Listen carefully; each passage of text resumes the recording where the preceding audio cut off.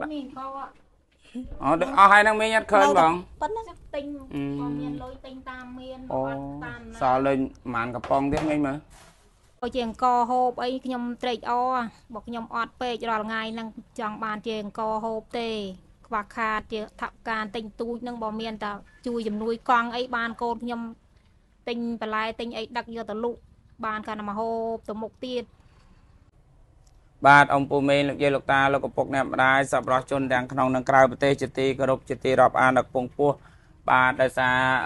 ផ្ទះគាត់រៀងចង្អៀតបន្តិចណាអំពូមេបាទអញ្ចឹងហើយក៏អធិស្ឋានអភ័យទោសដែរបើមានការខុសឆ្គងអីបាទហើយបាននៅគេងគាត់សម្រានរហូតដល់ទៅគ្នា7នាក់បាទឃើញថាមានការចង្អៀតបាទហើយថ្ងៃនេះខ្ញុំមានជំនួយថវិកាបាទសប្បុរសជនបាទគឺអ្នកមីងបាទអ្នកមីងសារ៉ិតកែវបាទហើយនឹងអ៊ំស្រីពេញកែវបាទដែលអ្នកមីងហើយនឹងអ៊ំស្រីបាទដែលគាត់រស់នៅឯនេសមុទ្រឯក្រៅប្រទេសបាទរស់នៅទីក្រុង Fairfax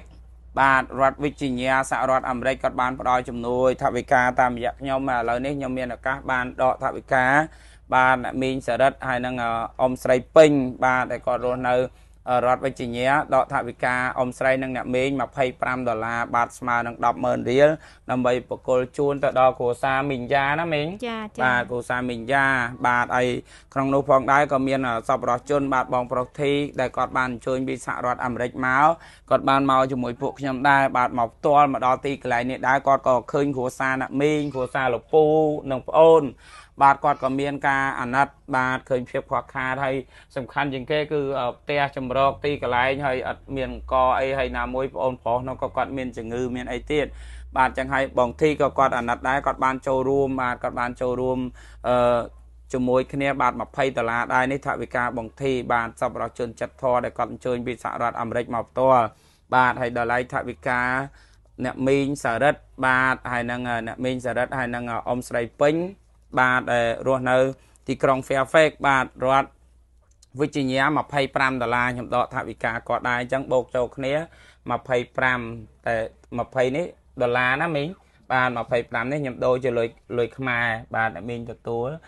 $25នេះថវិការបស់អ្នកមីងសារ៉ិតអ៊ំស្រីពេញបាទដែលគាត់រស់នៅទីក្រុង Fairfax រដ្ឋវិជ្ជាសហរដ្ឋអាមេរិកហើយ$20នេះថវិការបស់បងធីគាត់អញ្ជើញមកពីអាមេរិកដែរតែគាត់មកដល់នេះមុខផ្ទះមីង